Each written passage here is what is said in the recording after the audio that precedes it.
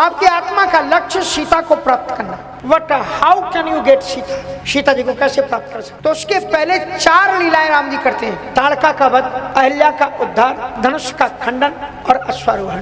ताड़का का वध क्या है? आपको भी अपने जीवन में ताड़का का वध करना है। ताड़का मानी उतने पांव पसारिए जितनी लांबी शौर, उतनी खुशियों की अपने मन में इच्छा रखो जितना ईश्वर ने दिया। आपको ईश्वर दे रहा है 50,000 और आप कहो हम 1 लाख की गाड़ी खरीदेंगे, तो आप नष्ट हो जाओगे, क्योंकि आप कर्ज के तरह दब जाओगे, वह उचित नहीं।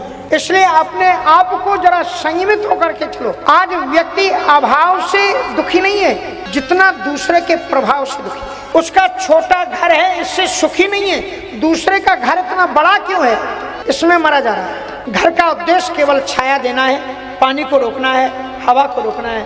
मिल रही है तो ठीक है, और यदि ईश्वर देता है तो खूब करो। पर जो लोग अपने जीवन में अर्थव्यवस्था को मैनेज करना नहीं जानते, वो लाइफ को बर्बाद कर लेते हैं। इसलिए अर्थ को संग्रहित करना और मैनेज करना सीखो कि अगर तुम्हारे पास में 100 रुपए हैं तो उन्हें खर्च करना सीखो। कम से कम 20 अपने पॉकेट में रखो, ये ना हो कि और दूसरे से मांग करके ले लो और फिर बाद में रो। इसलिए जीवन को, ये ताड़का क्या है? दुराशा है। दुराशा रूपी ताड़का का वध कर दो। श्री राम जी विश्वामित्र के यज्ञ की रक्षा करते हैं और आस्ते रास्ते में चल करके अहिल्या का उद्धार करते हैं। अहिल्या क्या है? अहिल्या एक ऐसी नारी है जो पत्थर के रूप में परिवर्तित हो गई, और हमारे पास में भी एक ऐसी नारी है, और वो है हमारी अकल बुद्धि। ये जड़ हो गई। जड़ मानी इसको चेतना में आगे पीछे सोचने का ढंग नहीं रह गया। इसलिए अपनी बुद्धि को जड़ता से मत मांगो। कभी कभी हम लोग धर्म की जड़ की तरह मांग लेते हैं, जैसे धृतराष्ट्र, युधिष्ठिर ने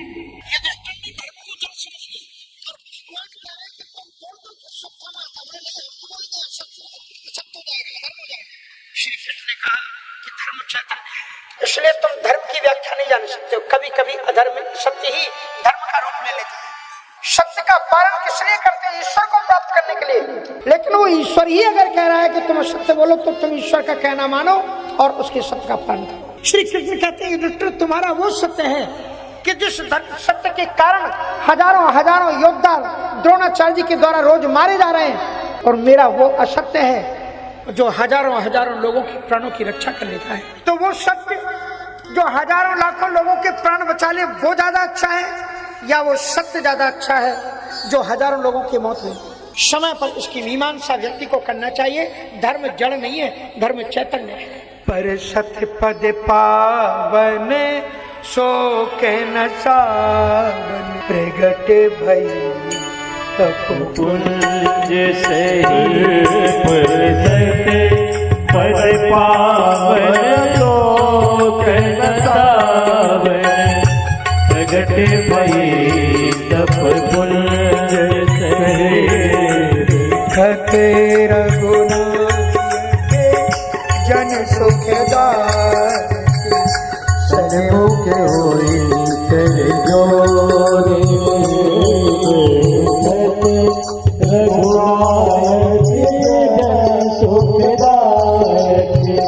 सन्मुख होई तेरे जोरे। मैं नारी पावन प्रभु जग पावन रावण रिपुजन सुखदाई। मैं नारी पावन प्रभु जग पावन रावण रिपुजन सुखदाई। लोचन हरि भव मोचन पाहि पाहि आए राधे विलोचन प्रभु भव मोचन पाहि पाहि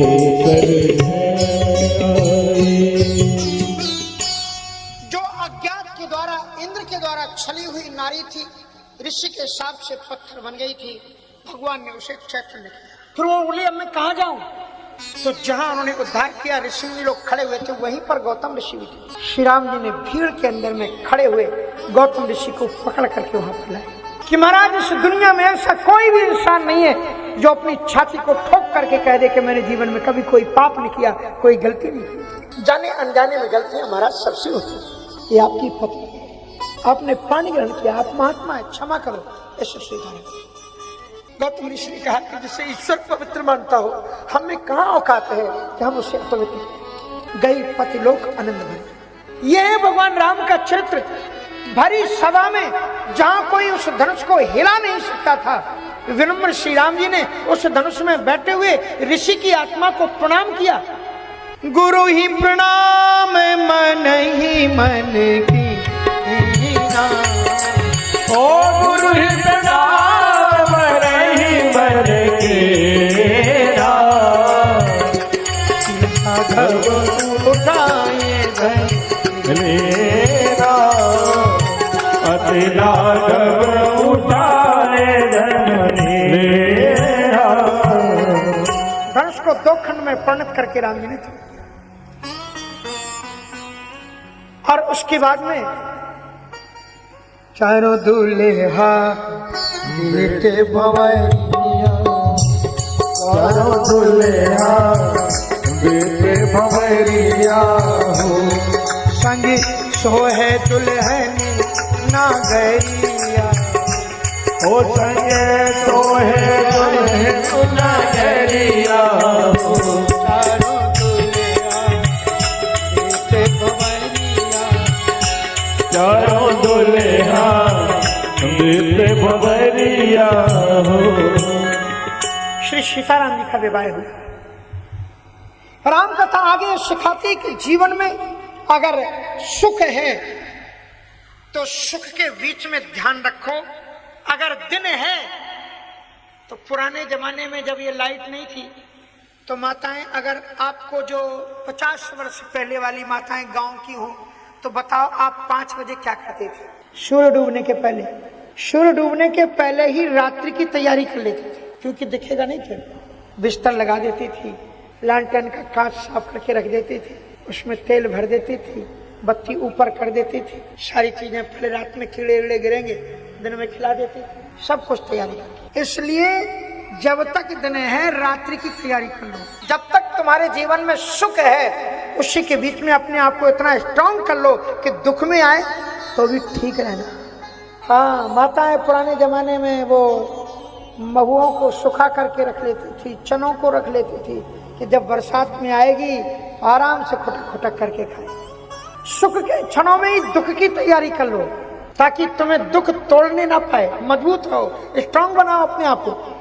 सुख दुख जिसमें दोनों रहते, जीवन है वह गांव, कभी धूप कभी छाँव। श्री राम जी को 1-2 दिन का नहीं, राजगद्दी होने की जगह 14 वर्ष का वनवास हो गया। इस 14 वर्ष के वनवास में भगवान श्री राम जी ने मानवता को जितनी शिक्षा दी है उतनी कभी नहीं दी। सबसे पहले ये सिखाया, हिंदुओं आपस में जाति पाति का भेदभाव मिटा दो और नहीं तो ऊंच नीच के कारण तुम अपने धर्म को नष्ट कर बैठो। श्री राम जी ने पूरे वनवास में यही किया है। सबसे पहले केवट के पास में गए, मांगी नावन केवट आना, मांगी नावन केवट आना, कहा है तुम्हारे मर्म में जाना, कहा है तुम्हारे मर्म में जाना। बोलो, उस केवट की क्या औकात थी जिन राम के पास में ऐसे ऐसे बाण हैं कि सक सर सोस कोटि सत सागर, करोड़ों करोड़ों सागर को सोच, और वो उसकी हिम्मत कहते कि हम नौका नहीं लाएंगे। राम जी ने क्या कहा कि कृपा सिंधु बोले मुस्काई, कृपा सिंधु बोले मुस्काई, सोई कर दे तब नाव न जाई, सोई कर दे तब नाव न जाई। श्री राम जी को पत्नी हुए, तुम जानता कि मैं कौन हूँ? श्री राम ने कहा भैया, मुस्कुरा करके, कृपा सिंधु, गुस्से में नहीं बोले। कैसे बोले? बोलो, आज तुम कैसी रिक्शे वालों से बात करते हो, कैसे छोटे गरीब वालों से बात करते हो, अप्पे धप्पे करके गाली दे करके बात करते हो।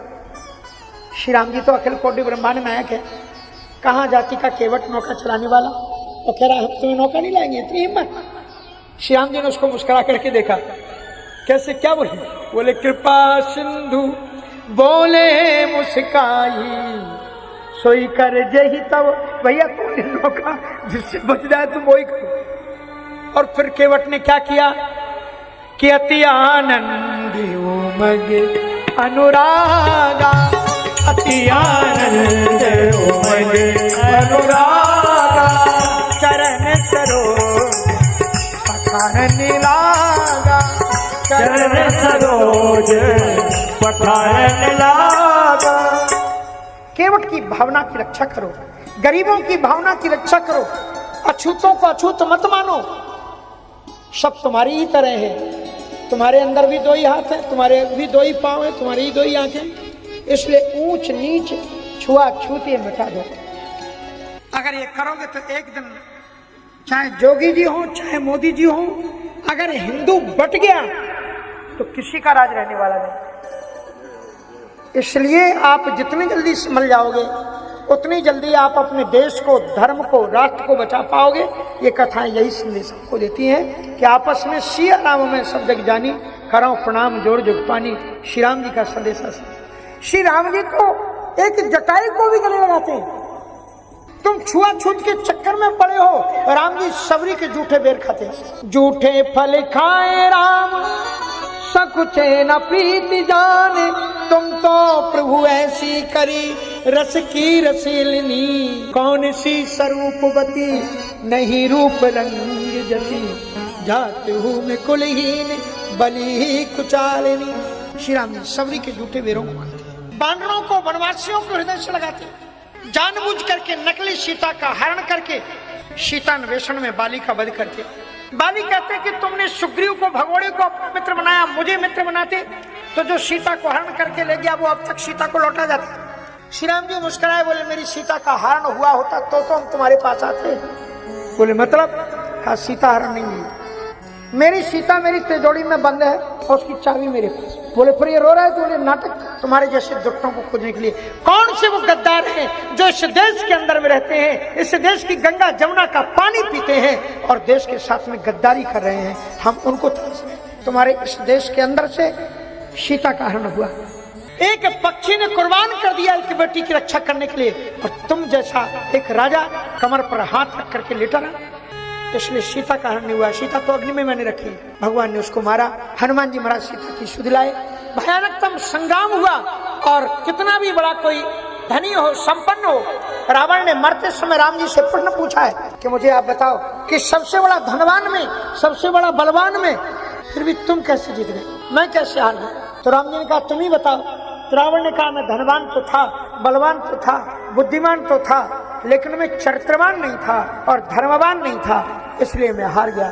कोई व्यक्ति कितना भी बलवान, धनवान, विद्यावान बना रहे, अगर चरित्रवान और धर्मवान नहीं होगा तो उसकी पराजय होगी। यही राम कथा का संदेश है।